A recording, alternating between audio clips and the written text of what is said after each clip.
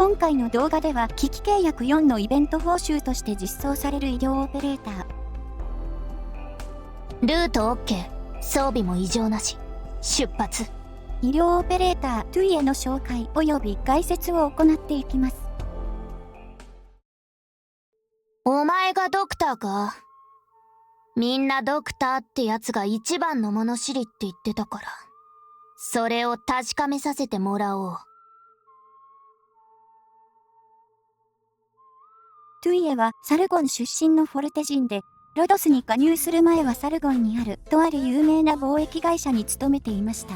貿易会社での働きは3年連続で本年度最も優秀な社員を受賞するほどには優秀な一方で、本年度最も人気のない社員にも同時受賞するほどには人気がありませんでした。理由は至って単純、非常に陰険であり、近づく者に対してはほぼ必ずと言っていいほど軽蔑の言葉を投げかけるためです。そのため彼女と仕事をするということはくじ引きで外れを引くような可能な限り避けたい出来事となっていた様子。一方でロドス加入後は彼女を尊敬しているという手紙がロドスに届けられており、この手紙に関連した出来事はトゥイエが実際はそこまで不人情な人物ではないということと、彼女が貿易会社を離れてロドスに加入せざるを得なくなった理由となっています。彼女の同僚である人物はとあるものを輸送車で運んでいる際に砂嵐に見舞われてしまい、輸送車は故障、その場から動けなくなってしまいました。その同僚は命の危機に瀕していたところ、トゥイエは単身で同僚が乗っている輸送車のところに現れ、同僚に水分と栄養剤を与え、輸送車の修理まで行い、砂嵐から救い出しました。当然、その時もトゥイエは文句を言いながら修理をしていたようですが、その後、トゥイエはその同僚とは顔を合わせずにロドスに加入しました。同僚はなぜトゥイエがロドスに加入するのかを上司から聞くことはできなかったようですが、テラにおいては砂嵐も天才であることに変わりはなく、健常者がその中に巻き込まれに行くというのは感染者になることを意味しています。つまり、その同僚は自分を助けるためにトゥイエは危険を承知で単身救助を果敢。その結果、トゥイエは感染してしまい、感染したことを知られないために上司には口封じをしてロドスに向かったと判断したようです。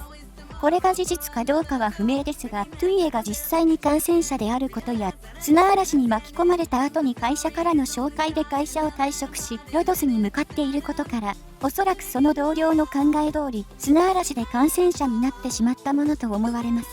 ちなみにその同僚は、トゥイエが会社にいる頃は、彼女のことを非常に苦手としていたようですが、トゥイエは本当に興味がない人物に対しては、まるで空気のように接するので、口を聞いているあたり、トゥイエからすればもしかすると、一定の信頼関係を築いていたのかもしれません。なお、さらに信頼関係を築くことができたのであれば、いたずらの対象となるようなので、頻繁にいたずらをされているドクターは、かなりの信頼を勝ち得ているのでしょう。そんな一般人からすると邪険に扱われやすい彼女ですが、あまり対人関係や無礼を気にしない研究者たちからは奇想天外な発想をしてくれるということから、むしろ歓迎されているとのこと。ある意味で自他共に認める変人たちの集いであるロドスは、トゥイエのような癖のある人物からすればちょうどいい環境なのかもしれません。そしてトゥイエには癖のある性格以外にももう2つの特徴があります。一つはトゥイエの身体能力についてと、もう一つは砂漠のサルゴン出身なのにもかかわらず傘を常用しているという点です。身体能力についてはモチーフ紹介の時と一緒に紹介をするとして、今はトゥイエの傘について紹介。この傘についてはトゥイエ自身はなぜ常に持っているのかを答えはしていませんが、トゥイエの幼い頃が関係しているのではないかとされています。幼い頃のトゥイエの両親は非常に忙しく、トゥイエは常に一人で、傘の中という空間に様々なガラクタを貯めておくという習慣がありました。これは子供心として孤独を感じた子供は自身が支配できる空間を欲し、傘の下という空間は自身が支配することができる小さな空間なので、幼い頃のトゥイエはそれで孤独を埋め、その習慣が今でも残っているからこそ、砂漠の中だろうとロドスの中だろうと傘を差しているのではないかとのこと。つまり彼女にとってはロドスはまだ真に安心しきれる場所ではないのかもしれません。彼女がロドスの中では傘を差さないようになった時こそが、本当にロドスが信頼たり得る存在になったという証なのでしょう。トゥイエのモチーフとなっている生物は小心2のイラストなどを確認する限り、フタコブラクダでしょう。フタコブラクダは野生種は中国北西部とモンゴルに分布、家畜種は中国東部から中東までと非常に広く分布しています。なお、フタコブラクダは現在では野生種と家畜種は別種であるとされており、家畜種は140万頭もの生息が確認されていますが、野生種は1000頭もいないとされているため、絶滅危惧種に指定されています。ちなみに、同じラクダであるヒトコブラクダはすでに野生種は存在しておらず、レッドリストの上から2番目となる野生絶滅種に登録されています。ヒトコブラクダとフタコブラクダの違いは、コブが1つか2つの他にも、ヒトコブの方が大きく、フタコブの方が体毛が多いという特徴や、ヒトコブは暑さに強く、フタコブは寒さに強いという生息域の違いがあります。そして戦術したトゥイエの身体能力についてですが、トゥイエはフォルテながら他のフォルテのような強靭な肉体を持ってはいません。どちらかというと虚弱な体質です。これはおそらくはフタコブラクダが絶滅寸前ということや、他のバイソンや水牛等と比べるとラクダの方が力が弱いからでしょう。そしてフォルテといえば牛、つまり牛科の動物がフォルテになることが多いのですが、ラクダは牛科ではなくラクダ科です。では、なぜトゥイエがフォルテかというと、ラクダ科は現存している種だと4種類しかいないため、新たな種族としてカテゴライズしづらいためかと思われます。つまり、今後アルパカ、ラマ、ヒトコブラクダがモチーフのオペレーターが実装されれば、フォルテのオペレーターとして実装されるかもしれませんね。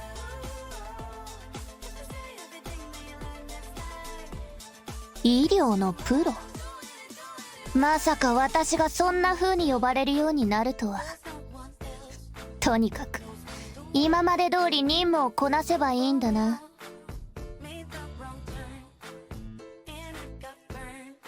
トゥイエはシャイニングやガビルと同じ団体回復型の医療オペレーターで、回復間隔が長い方が回復量が増加するというダメタイプのようなオペレーターとなっています。ブロック数や配置コストなどの基本ステータスは典型的な配布オペレーターのものとなっており、一般的なオペレーターと比べると配置コストは2から3程度、再配置時間は10秒程度長くなっています。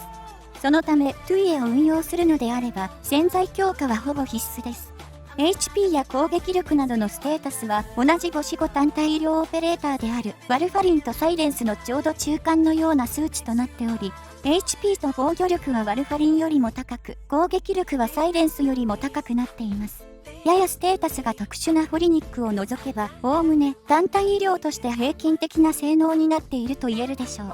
素質、蓄水は4秒間回復を行わなかった後の回復の回復量が上昇するという効果で、主に口述するスキル2のためにあるような効果にはなっていますが、それ以外にも攻撃速度が低下するような場面であれば有効となります。最もわかりやすいのが危機契約であり、危機契約の契約の中には攻撃速度がマイナス30されるものが存在し、攻撃速度がマイナス30されたトゥイエの攻撃速度は 4.07 秒という素質が発動するための時間をわずかながらに上回るため、常に最大 155% の回復が可能となります。なので、トータルで見ると、契約によって攻撃速度が遅くなった方が、合計回復量が多くなるという、特殊な性能を持った医療オペレーターと言えるでしょう。ちなみに、慣例による攻撃速度低下の効果も、攻撃速度マイナス30となっているので、凍結しない環境を維持できるのであれば、トゥイエの回復量は大きく上昇することとなります。ただトゥイエが実装された後の危機契約では、凍結祭りだった凍てついた廃墟が廃止となってしまうので、慣例に強いという点はあまり実感できる場所が多くはありませんが、殲滅作戦である極限氷結排除で使ってみるのもいいかもしれません。ト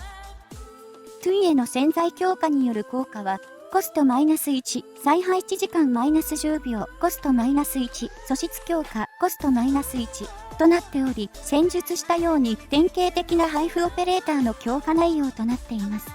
そのため、特に配置コストと再配置時間は潜在を強化して、ようやく通常オペレーターと同じ数値になるというものになっているので、トゥイエを運用するのであれば、潜在は貫突を目指すことをお勧めします。最低でも素質強化が上昇する潜在5段階目までは上げておきましょう。印は機器契約内で貫突分まで入手することができるので、機器契約をきちんとこなしていれば、さほど難易度は高くないはずです。スキル1、水流輪はスキル発動後、即座に対象に回復を行い、回復の対象となったオペレーターにダメージを一定数吸収するシールドを付与するというスキル。端的に言えば、シャイニングやナイチンゲールのスキル2の手動発動版と言えるようなスキルとなっています。ただ、細かく上げていけば、スキルとしての効果は異なっており、シャイニングはシールドを付与した相手に防御力を、ナイチンゲールは術耐性を追加しますが、トゥイエにはそういったステータスに影響を与えるような効果はなく、純粋にダメージを吸収するシールドのみを付与します。では、トゥイエのスキルは、シャイニングやナイチンゲールのスキルに劣っているのかというと、そういうことはなく、トゥイエのシールドは上記の表を見てもらえればわかるように、シールド HP がかなり高くなっています。そのため、単純に吸収するダメージ量で言えば、トゥイエのシールドは最も高いというわけです。では逆に、シャイニングやナイチンゲールのシールドが劣っているのかというと、そういうわけではなく、こちらは発動に必要な SP が低く、なおかつ自動発動なので手間がかかりません。そして、シールドにもオペレーターの防御力や術耐性は影響するので、対象のオペレーターの防御力の割合が上昇量となっているシャイニングのスキルは、対象の防御力が高ければ高いほど、シールドの実質的な耐久力も高くなるというわけです。逆に言えば、防御力があまり高くない多くの高台オペレーターはシャイニングのスキルの恩恵を大きく受けることはできません。そんな高台オペレーターにぴったりなスキルがトゥイエのスキル1であり、トゥイエのスキル1のシールドはあくまでもトゥイエの攻撃力にのみ性能が依存しているので、狙撃オペレーターだろうが重装オペレーターだろうが付与されるシールドの性能は変わりません。また、もう一つのメリットとして、このスキルは単発手動スキルとなっていることから察する方もいると思いますが、パインコーンのスキル1のように、オートアタックとオートアタックの間にスキルを発動することで、回復間隔を短縮させることが可能となっています。この点も自動発動である、シャイニングやナイチンゲールにはない強みと言えます。なお、このスキルはあくまでも回復が発動条件となっているので、体力が全開状態の味方にシールドのみを付与するということはできません。なので、本来耐えられないような攻撃をこのスキルのシールドで耐えられるようにするというのはできないので、注意が必要です。以上のことや特化に必要な素材、特化時の上昇率などを鑑みてスキルレベルは7またはシールドの性能が大きく上昇する特化3まで上げ切ってしまうことをお勧めします。スキル2、強心剤はスキル発動後は HP が 50% 以上の味方を回復しなくなり、HP が 20% 未満となった味方に対して攻撃力の 300% となる回復を即座に実施。攻撃力 300% の回復を3回行った後はスキルが終了するという永続スキルでありながら終了条件が存在している特殊なスキルとなっています。味方の HP が 50% 以下にならなければ回復を行わないということから棒立ち状態になることが多い一方で、回復の機会が少ないということは突出の効果が発動しやすいということでもあり、このスキルが発動中はいわば他の手とも言えるような高い回復量を叩き出すことが可能です。そして特筆すべき点はやはり HP が 20% 未満になった際に発動する攻撃力 300% の超回復でしょう。この効果と非常に相性がいいのがスルトとスペクターであり、スペクターはスキル2の特性上、HP が1の状態でスキルが終了することが多く、近接の敵に対してはスタン状態があるので一定の耐性がありますが、遠距離攻撃の敵に対しては無力となってしまいます。その点で言えば、この超回復を使えば、瞬時に HP をほぼ全開まで持っていけるので、タイミングさえ極端にずれなければ心強い味方となります。そして、スルトに関してはもはや言わずもがな、スキル3との相性は非常に素晴らしく、トゥイエを最大まで強化し、なおかつ素質の効果も発動しているのであれば、スキル発動中のスルトをほぼ全開まで持っていくことができ、ほぼ全開を3回も行うことができるので、大幅な延命を行うことができます。スルトとトゥイエを組み合わせれば、これまでスルト短期では倒しきれなかった相手も倒しきれるようになるでしょう。トトゥイエのスキル2の回復量と他の医療オペレーターの回復量を比較した表が上記の通りとなっており、通常回復に関しては HPS という点で言えばフォリニックとほぼ同じなため、そこまで高いものではありません。ただしトゥイエはこれに加えてさらに超回復による回復も存在しているので、瞬間的な回復量としては凄まじいものとなっています。おまけに超回復に関してはクールタイムがほぼないものとなっているので、このスキルが発動している間は一撃で倒されるというような状況でさえなければオペレーターが倒されることはまずありません。ましてや特化3ともなると1回の回復につき4225という凄まじい回復量となるので、スキル発動中のスルトですらなかなか倒れなくなります。撤退寸前に追い込まれたオペレーターに対して大量の回復で起死回生を行う様は、まさに正常に機能しなくなり、身体の維持が難しくなった心臓に対して作用し、強制的に患者を蘇生させる強心剤の名にふさわしいスキルと言えます。日本版ではどういうスキル名称になるかはわかりませんが、以上のことや特化に必要な素材、特化時の上昇率などを鑑みてスキルレベルは、通常運用であれば7、スルトなどと組み合わせてのハードターゲット殲滅を目的とするなら、特化3まで上げてもいいでしょう。トゥイエの基地スキルは製造所に関するもの一つとなり、製造所配置時、貿易所にて純金を製造している箇所が初期であれば4、昇進2であれば2箇所につき、受注効率がプラス 15% されるというスキル。初期状態であれば4箇所必要なため 15% が関の山ですが、昇進2であれば特に製造所を4つ以上運用しており、作戦記録と純金の製造を定期的にローテさせるという方であれば比較的達成しやすくなっています。純金製造4箇所かつトゥイエのレベルが昇進2であれば受注効率は 35% となり、エクシアやスノーズントと同じ受注効率となるので、製造をローテーションさせているという方であれば昇進させるのもありでしょう。自身の基地の運用方法を鑑みて昇進させるか考えることをお勧めします。それでは実際にトゥイエを使用していきます。今回使用するステージは TW8。トゥイエのステータスは昇進2のレベル70、スキル2のスキルレベルは7となります。今回はスルトのスキル3と組み合わせてみました。わあ、本気でいくよ。ロックンロール。よし、効率 17% アップだ。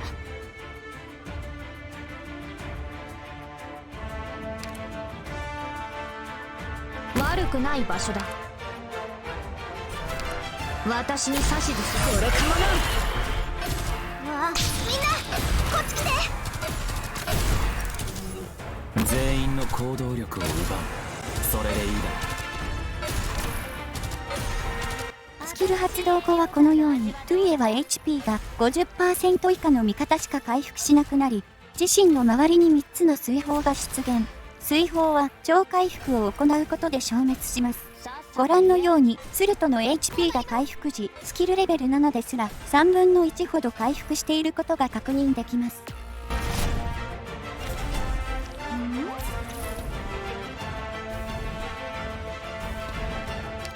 温度安定しています。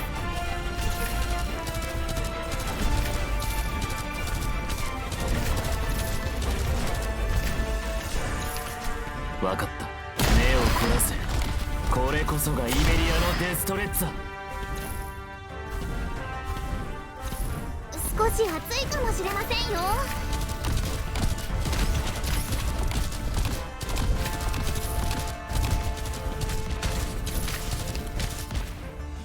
よ。よし、効率 17% アップ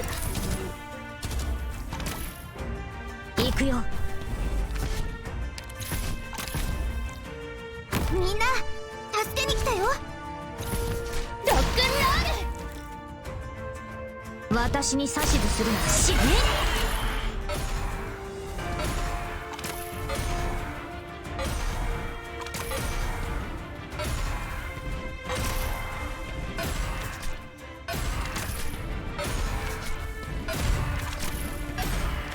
火事には気をつけ。目を凝らせ。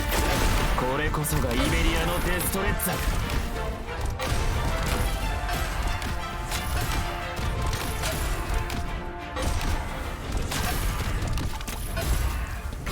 気をつけてください。言われなくても分かってる。ディオポーレント。少し熱いかもしれませんよ。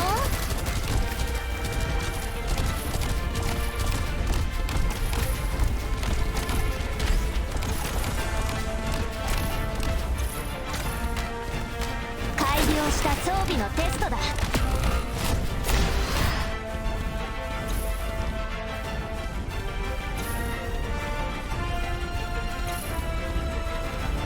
これでどうです？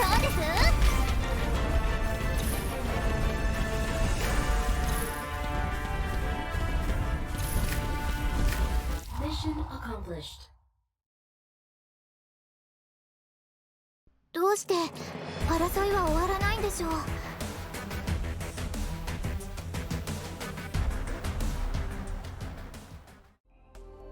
トゥイエは特にスキルにはその能力からやや上級者向きな性能であることはさることながら、味方オペレーターが HP20% 未満でも耐えられることが前提となっているので、要求される編成のレベルも高くなっており、玄人向けなオペレーターとなっています。一方でスキル1の手動発動のため忙しくはなりますが、誰でもシールドで保護することができるという万能さや、スキル2とスルトのスキル3の組み合わせによる爆発力は目を見張るものがあります。